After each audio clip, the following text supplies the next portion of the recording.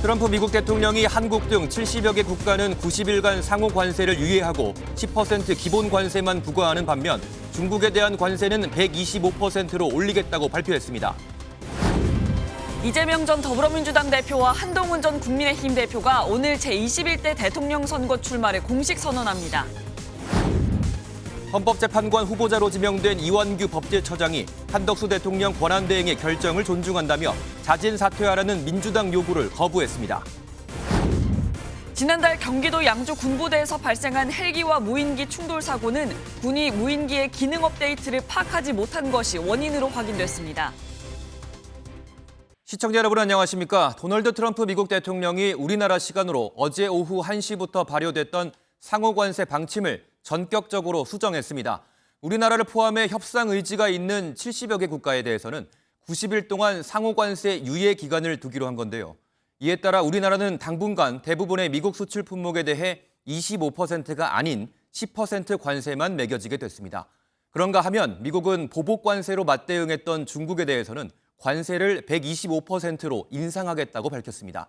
첫 소식 김태형 기자의 보도 보시고 상세한 내용을 국제부 기자와 들여다보겠습니다. 우리 시각으로 어제 오후 1시 발효된 미국의 상호관세가 13시간 만에 유예됐습니다. 트럼프 미국 대통령은 SNS를 통해 협상 의지를 밝힌 75개국 이상은 미국에 보복하지 않았다는 점에 근거해 상호관세를 90일간 유예하겠다고 밝혔습니다. 이에 따라 애초 25%로 예고됐던 한국에 대한 상호관세는 유예돼 기본관세 10%만 부과되고 자동차나 철강 등 품목별 관세는 그대로 유지됩니다. 미국은 한국과 일본 등 동맹국에 알래스카 액화천연가스 사업 자금을 요구하는 등 본격적으로 무역 협상을 하겠다는 계획입니다. Each one of these solutions is going to be bespoke. It is going to take some time, and President Trump wants to be personally involved. So that's why we're getting the 90-day pause. 하지만 미국의 보복 관세로 맞대응한 중국에 대해선 관세율을 기존의 104%에서 21%포인트 오른 125%를 부과하기로 했습니다. Because I told them if you retaliate, we're going to double it. And that's what I did with China, because they did retaliate. 트럼프 대통령은 이어 중국은 합의하고 싶어 하지만 어떻게 해야 할지 모를 뿐이라고 꼬집었습니다. 유럽연합은 협상 여지는 열어놓으면서도 미국 일부 상품에 25% 보복 관세를 부과하기로 하면서 글로벌 관세 전쟁이 확산할 것이란 전망입니다. MBN 뉴스 김형우입니다. 네, 국제부 이상엽 기자와 함께 트럼프 취임 이후의 관세 정책을 자세하게 살펴보면서 앞으로의 전망까지 한번 짚어보겠습니다. 어서 오세요. 네, 이 기자, 트럼프 대통령이 지금까지 굉장히 다양한 이 관세를 부과하겠다고 말을 했는데 좀 내용이 복잡합니다. 지금 현재까지 좀 상황을 한번 전반적으로 먼저 정리를 한번 해주시죠. 네. 트럼프 취임 이후 발표된 관세 정책을 살펴보면 우선 모든 나라들의 일괄 적용되는 기본 관세가 있습니다. 네. 중국이랑 우리나라 등 각 국가별로 다르게 적용하는 사고 관세, 그리고 철강, 알루미늄 같은 특정 품목에 대한 관세 등 크게 세 가지로 나눌 수 있습니다. 기본 관세는 지난 5일부터 적용돼 미국에 수입되는 모든 물품에 10%의 관세가 부과됐습니다. 이번에 연기하기로 발표한 상호 관세는 미국이 판단할 때 미국보다 더 높은 관세를 매기는 나라입니다. 네. 미국이 높은 무역 적자를 보는 국가들, 이를테면 우리나라와 일본, 유럽연합이 상호 관세 대상 국가인데요. 기준안대로 상호 관세를 적용했다면 우리나라는 25%, 일본 24%, 유럽연합은 최대 27%에 달하는 관세가 부과됩니다. 트럼프 관세가 이 정책이 이렇게 좀 오락가락하는 좀 이유가 좀 궁금하기도 하고요. 또 한 가지 더 궁금한 거는 앞으로 좀 우리가 어떻게 좀 대응을 해나가야 될지 그것도 좀 같이 짚어주시죠. 사실 트럼프 대통령의 말을 자세히 살펴보면 상호 관세에 대한 입장이 이전에도 일관적이지 않았습니다. 네, 그렇죠. 트럼프 대통령은 관세는 영원하다고 말하면서도 관세율을 협상하러 오라고 압박을 하기도 했습니다. 압박과 협상 사이에서 오락가락한 겁니다. I'm telling you, these countries are calling us up, kissing my ass. They are dying to make a deal. Please, sir, make a deal. I'll do anything. I'll do anything, sir. 사실상 관세 폭탄을 막고 싶지 않으면 협상하러 오라는 뜻인데요. 미국 재무부 장관은 이를 트럼프 대통령의 협상 전략이라고 언급했습니다. Negotiating strategy that President Trump implemented a week ago today It has brought more than 75 countries forward to negotiate. 트럼프 대통령의 목적이 일방적인 관세 부과가 아닌 상호 협의가 가능한 수준에서의 무역 적자 개선에 있다는 거죠. 관세 협상에 대해 트럼프 대통령은 원스톱 쇼핑이라고 언급했는데요. 각 국가의 사정에 맞게 맞춤형으로 다양한 의제를 한꺼번에 협상하자는 겁니다. 우리나라의 경우는 미국이 매력적으로 느낄 수 있는 알래스카 LNG 합작 사업이나 미국산 LNG 구매 등을 협상 카드로 꺼낼 수 있을 것으로 보입니다. 네, 이 관세 유예로 사실 또 관심이 있는 것 중에 하나가 이 주식 시장 또 아니겠습니까? 좀 올랐습니까? 좀 어떻습니까? 네, 뉴욕 증시는 상호관세 유예 소식이 나오기 전까지는 어제와 큰 차이가 없는 모습을 보였지만 유예 소식이 나오자 기록적인 급반등을 보였습니다. 예. 뉴욕 증시 3대 지수 중 다우존스 지수는 7.87%, 스탠더드 앤 푸어스 지수는 9.52%, 나스닥은 12.16% 급등했습니다. 관세가 우선 유예됐다는 소식에 투자자들의 불안감이 다소 해소된 것으로 풀이됩니다. 그렇군요. 트럼프 대통령은 사람들이 불안해해서 관세를 유예했다고 답했는데요. 관세가 경제에 끼치는 영향이 크니 앞으로는 경제 정책을 상황에 맞춰 추진하겠다는 의미로도 해석될 수 있습니다. 우리나라 증시도 미국의 상호 관세로 인해 이번 주 동안 하락세를 보였는데요. 잠시 뒤 열리는 주식시장이 어찌 반응할지 주목되는 상황입니다. 네, 잘 들었습니다. 지금까지 국제부 이상엽 기자였습니다. 당 대표직을 내려놓은 이재명 더불어민주당 전 대표가 오늘 대선 출마를 공식 선언합니다. 김동연 경기도지사는 어제 대선 출사표를 던졌고 김경수 전 경남지사도 이르면 이번 주 출마를 선언할 것이란 전망입니다. 박혜빈 기자가 보도합니다. 이재명 전 더불어민주당 대표가 오늘 오전 10시 유튜브 영상을 통해 대통령 선거 출마를 공식 선언합니다. 미리 녹화된 10여 분 분량의 영상에는 회복과 성장 등을 내건 출마 각오가 담겼고 이 대표 측은 국민에게 직접 호소한다는 차원에서 해당 영상을 기획한 것으로 전해졌습니다. 국민들께서 과거의 그 역경을 이겨낸 위대한 DNA를 발휘해서 빠른 시간 내에 이겨낼 것으로 믿고 저도 그 역정에 함께하겠습니다. 어제 당 최고위원회의에서 당대표직 사퇴를 선언한 이 전 대표는 내일은 국회에서 집권 비전을 발표합니다. 비이재명계 주자들도 속속 대선 출마를 선언하고 있습니다. 김동연 경기도지사는 어제 관세 전쟁 대응을 위한 미국 출장길에 오르며 인천공항에서 출사표를 던졌습니다. 이대로는 안 된다는 절박감으로 출마합니다. 정권 교체, 그 이상의 교체가 필요합니다. 김경수 전 경남지사도 당내 경선 일정이 공지되는 대로 이번 주 중 출마를 선언할 것으로 보입니다. 김부겸 전 국무총리는 정권 교체를 위해 국민 여러분과 함께하겠다며 어제 불출마를 선언했습니다. 후보가 7명에 미치지 못하는 만큼 민주당은 컷오프 없이 곧바로 경선을 치르는 방안을 검토하는 것으로 보입니다. 민주당 선거관리위원회는 오늘 대선 후보 선출을 위한 첫 회의를 열고 구체적인 경선 일정과 규칙 등을 논의할 방침입니다. MBN 뉴스 박혜빈입니다. 국민의힘에서는 한동훈 전 대표가 오늘 계엄을 막았던 국회에서 대선 출마 선언을 합니다. 출마 시기를 저울질하던 오세훈 서울시장은 이번 주 일요일인 13일에 출사표를 던지기로 했습니다. 이 소식은 정태진 기자가 보도합니다.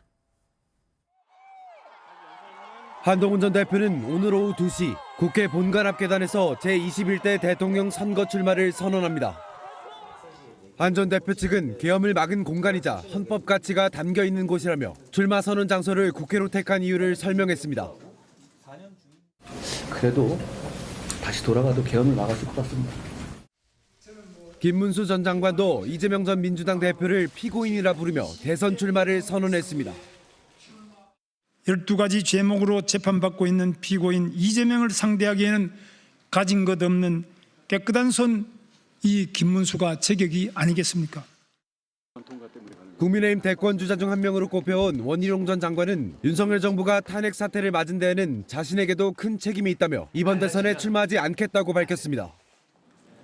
오세훈 서울시장은 이번 주 일요일인 오는 13일 약자와의 동행을 상징하는 장소에서 출사표를 던집니다. 그래서 약자와의 동행이 정말 중요한 가치라고 생각합니다. 비정상이 정상화될 수 있도록 리더십을 발휘할 것인지. 국민의힘은 다음 달 3일 전당대회에서 최종 대선 후보를 확정하기로 했습니다. 100% 국민 여론조사로 4명을 추리고 당원 투표 50%, 여론조사 50%로 양자 경선 후보와 최종 후보를 선출하는 방안이 거론되고 있습니다. 컷오프 계획과 경선 룰 등 구체적인 일정과 방식은 오늘 비대위 의결을 거쳐 발표됩니다. MBN 뉴스 정태진입니다. 이재명 전 민주당 대표는 각종 여론조사에서 차기 대선 후보 지지도 부동의 1위를 지키고 있지만 반대 여론도 만만치 않은데요. 차기 대통령으로서의 적합도와 부적합도 여론조사에서 이 전 대표가 모두 1위를 기록했습니다. 이승민 기자입니다. 윤 대통령 파면 이후인 지난 5일에서 6일 성인 남녀 2,000명에게 차기 대통령으로 가장 적합하다고 생각하는 인물을 물었습니다. 이재명 전 민주당 대표가 30%로 보수 진영의 김문수 전 고용노동부 장관과 한동훈 전 국민의힘 대표를 압도했습니다. 하지만 차기 대통령으로 가장 적합하지 않은 인물로도 이 전 대표가 37%를 기록해 김 전 장관과 한 전 대표에 비해 월등히 높았습니다. 같은 조사에서 윤 전 대통령에 대한 헌법재판소 판결이 잘한 결정이라고 응답한 비율은 74%, 구속수사가 필요하다는 의견은 64%를 기록했습니다. 이 전 대표는 앞선 여러 조사에서도 차기 대권 부적합도 1위였던 만큼 비호감 정서 해소는 조기 대선에서 민주당 최대 과제로 꼽힙니다. 이를 의식하듯 이 전 대표 측은 선대위원장에 친명 색채가 옅은 윤호중 의원을 내정한 것으로 전해집니다. 민주당 핵심 관계자는 짧은 대선 기간에 콘크리트 반대 측을 설득할 시간이 부족하다며 당선이 된다면 생각이 다른 사람들도 설득하는 작업이 이루어질 것이라고 설명했습니다. 비명계 주자들의 출마 선언이 이어지고 있는 만큼 이재명 전 대표는 본선에 앞선 경선에서부터 반이재명 정서 극복이라는 과제에 맞닥뜨릴 것으로 보입니다. MBN 뉴스 이승민입니다. 윤석열 전 대통령 부부가 공천 과정에 개입했다는 의혹의 핵심 인물인 명태균 씨와 김영선 전 국민의힘 의원이 보석으로 풀려나게 됐습니다. 구속된 지 약 5개월 만인데요. 명 씨는 어제 풀려났고 김 전 의원은 오늘 석방될 예정입니다. 앞으로 윤 전 대통령 부부에 대한 수사가 어떻게 이루어질지에도 관심이 쏠립니다. 이 소식은 심동욱 기자가 보도합니다. 명태균 씨를 태운 차량이 창원교도소를 빠져나갑니다. 창원지법은 정치자금법 위반 혐의로 구속됐던 명 씨와 김영선 전 국민의힘 의원에 대한 보석 신청을 어제 허가했습니다. 재판부는 재판 진행 경과 등에 비춰볼 때 구속기간 만료 내에 공판 종결이 어려워 보인다며 피고인의 방어권 보장 등을 종합적으로 고려했다고 설명했습니다. 이에 따라 두 사람은 지난해 11월 창원교도소에 구속된 지 145일 만에 풀려나게 됐습니다. 김 전 의원은 보증금 납부 절차 등을 마무리한 뒤 오늘 석방될 것으로 보입니다. 명 씨와 김 전 의원은 지난 2022년 경남 창원 의창 지역구 공천과 관련해 8천만 원을 주고받은 혐의로 구속 기소됐습니다. 검찰은 윤 전 대통령 부부가 명 씨로부터 여론조사를 제공받은 대가로 김 전 의원의 공천을 도운 것으로 보고 있습니다. 이번 석방에 따라 윤 전 대통령 부부 관련 수사에 영향을 미칠 수 있을 것이란 전망도 제기됩니다. 일각에선 윤 전 대통령 부부와의 대화가 담긴 휴대전화 등을 증거로 제출했던 명 씨가 추가 폭로를 이어갈 수 있다는 관측도 나옵니다. 두 사람은 불구속 상태로 오는 22일 4차 공판에 출석할 예정입니다. MBN 뉴스 심동욱입니다.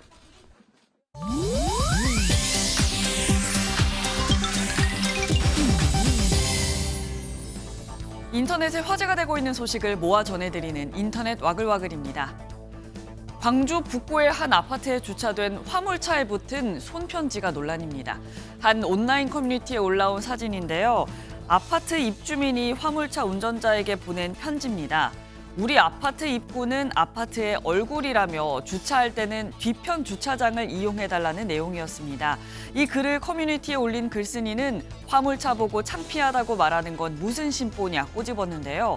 심지어 해당 화물차는 아파트에 정식으로 주차 등록된 차량이었습니다. 여기에 누리꾼들은 도대체 무슨 간섭이냐, 차로 사람의 급을 나누는 건가라며 일종의 갑질이라는 반응을 보였습니다. 요즘 인공지능을 이용해 사진을 애니메이션 화풍으로 바꾸는 게 큰 인기죠. 신동엽 닮은 꼴로 주목받고 있는 개그맨 남현승 씨가 인공지능이 그려준 지브리 스타일 그림을 SNS에 공개해 웃음을 자아내고 있습니다. 얼굴은 지브리 스타일로 변환되어 있지만 두 눈이 하나로 합쳐져 있는데요. 인공지능이 눈 사이가 짧은 남현승 씨의 눈을 하나로 인식한 걸까요? 남현승 씨의 재치 있는 요청인지는 모르지만 남현승 씨가 펼친 셀프 디스 개그에 누리꾼들은 인공지능의 정확도에 감탄했다며 폭소를 터뜨렸다고 하네요. 인도에서 촬영된 달리는 침대 영상이 SNS에서 7천만 회 이상의 조회수를 기록하며 뜨거운 반응을 얻었습니다. 인도의 한 남성이 침대를 타고 도로를 달리는데요. 잘 보면 침대를 자동차처럼 몰고 있습니다. 브레이크와 방향을 조정하는 조향 장치까지 갖추고 있는 어엿한 자동차인데요. 이 남성은 이 침대 자동차를 개조해 특허 출원까지 마쳤다고 합니다. 그런데 정작 중요한 주행 허가는 받지 않아 현지 경찰의 단속을 받았다고요. 누리꾼들은 아침에 일어나서 바로 출근하는 모습을 상상했다며 흥미롭다는 반응을 보였습니다. 인터넷 와글와글이었습니다. 학생들을 위해 사용해야 할 돈으로 자신의 집과 집무실 공사를 한 강원학원 전 이사장이 권익위원회에 적발됐습니다. 심지어 학교에 카페를 만들어 교내 행정직 직원들을 동원해서 음료를 팔았는데 그렇게 생긴 수익금은 이사장의 주머니로 들어갔습니다. 장진철 기자가 취재했습니다. 대형 테이블 안쪽에 서류와 약봉지가 보입니다. 얼핏 개인 사무실처럼 보이지만 강원도 춘천의 한 사립중고등학교 급식소 안에 있는 카페입니다. 카페에서 음료를 만들어 파는 사람들은 학교 행정직 직원들이지만 음료를 팔아서 번 돈은 이사장 주머니로 고스란히 들어갔습니다. 강원 중고등학교를 운영하는 학교 법인의 전 이사장 허모 씨가 한 짓인데 이게 끝이 아닙니다. 학교 예술관 2층을 이사장 개인 숙소로 만들고 가전제품까지 채웠는데 학생들의 동아리 활동실 공사 예산을 사용한 것으로 확인됐습니다. 또 학교 안에 이사장 전용 정원과 텃밭, 심지어 전용 주차장도 만들었는데 역시 정부 보조금이 포함된 교비였습니다. 학교 법인 측의 이런 횡포가 이런 교비를 횡령해서 학생들한테까지 이렇게 동원을 해서 또 학교 공사일까지 시켰거든요. 이 밖에도 13억 원의 사업비를 부적절하게 집행하고 리베이트를 받은 혐의도 받고 있습니다. 지난 2월 고용부 조사에서 허 이사장의 직장 내 괴롭힘 의혹이 사실로 드러나면서 허 이사장은 같은 달 자진 사퇴했습니다. 국민권익위는 철저한 조사와 처벌을 위해 이번 사건을 교육부와 대검찰청에 넘겼습니다. MBN 뉴스 장진철입니다. 해병대 최상병 순직 사건을 수사하다 보직해임된 박정훈 전 해병대 수사단장의 보직해임 무효 확인 소송에 대한 첫 재판이 열렸습니다. 박 대령은 재판에서 이겨서 원래의 수사단장 자리로 돌아가겠다고 밝혔습니다. 윤길환 기자가 보도합니다. 해병대 수사단장에서 보직해임된 박정훈 대령이 무효 확인 소송을 제기한 지 1년 8개월 만에 법정에 섰습니다.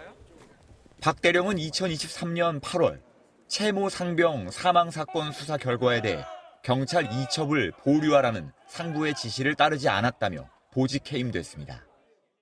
이에 박 대령은 수원지법에 보직해임에 대해 원천적으로 무효로 해달라는 소송과 일단 집행부터 정지해달라는 신청을 함께 냈는데 법원은 이 가운데 집행정지 신청은 필요성을 인정하기 어렵다며 기각했습니다. 박정훈 대령 측은 보직해임 무효 확인 소송 재판에서 이겨 잃어버린 명예를 회복하겠다고 밝혔습니다.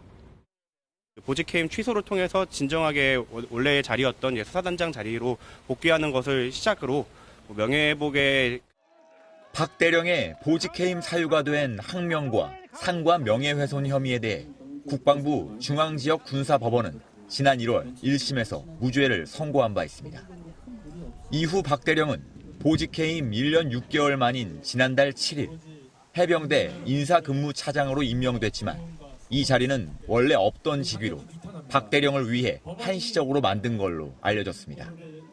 MBN 뉴스 윤기란입니다.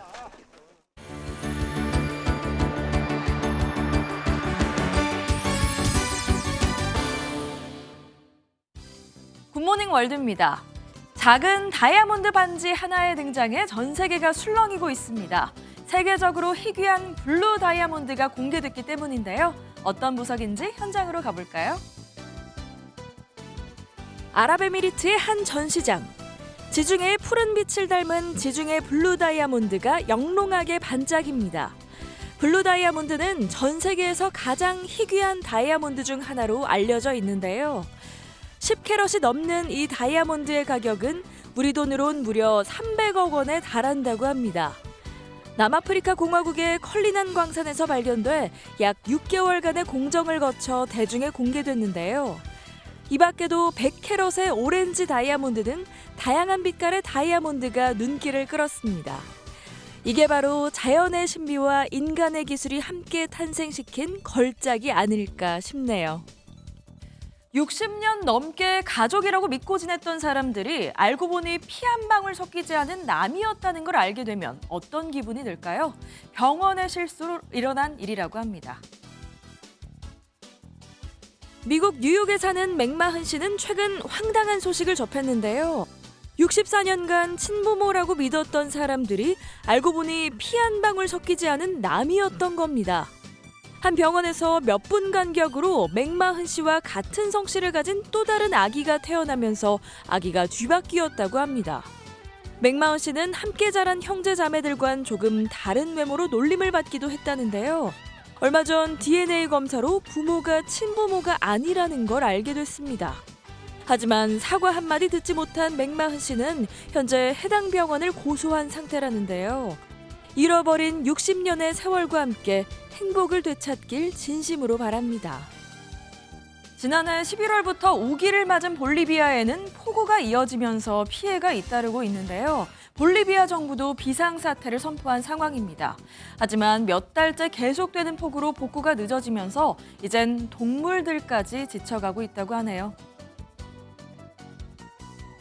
소떼가 제 목 높이까지 오는 물을 힘겹게 헤엄쳐 이동합니다. 볼리비아의 기록적인 폭우가 내리면서 한때 목초지였던 곳이 물바다가 된 건데요. 열을 맞춰 한 발 한 발 내디뎌보지만 차오른 물 때문에 쉽지 않습니다. 자연재해 앞에선 사람도 동물도 속수무책이죠. 지켜보는 목장 주인의 마음은 타들어만 가는데요. 하루빨리 일상이 회복돼 소들이 드넓은 초원 위를 뛰노는 모습을 볼 수 있었으면 좋겠네요. 지금까지 굿모닝 월드였습니다.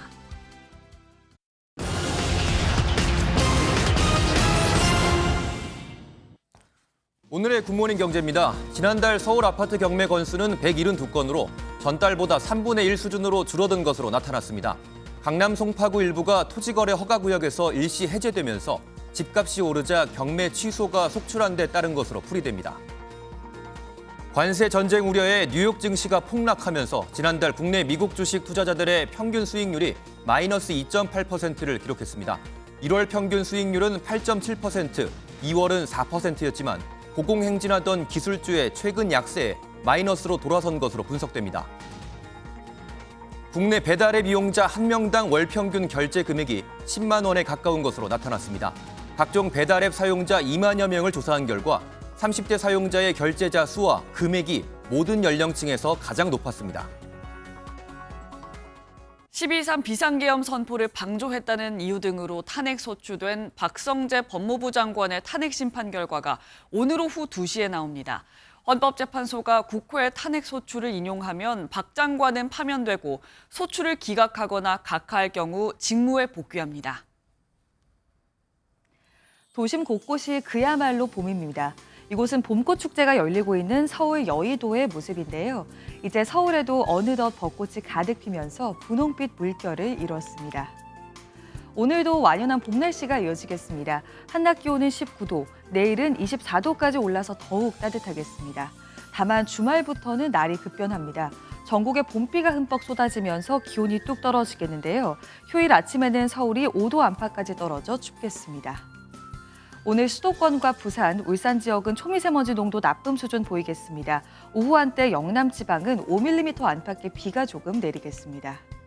오늘 전국 하늘 맑겠고요. 현재 기온 보시면 서울이 8.9도, 대전 11.8도, 부산 14도 선에서 출발하고 있습니다. 한낮 기온은 서울이 19도, 광주와 대전 20도, 대구 22도까지 올라서 어제보다 더욱 포근하겠습니다. 토요일 오전 제주도를 시작으로 밤이 되면 전국에 비가 내리겠고요. 이 비와 함께 전국적으로 바람도 강하게 불겠습니다. 내셨습니다. 목요일 아침 굿모닝 MBN 준비한 소식은 여기까지입니다. 시청해주신 여러분 고맙습니다.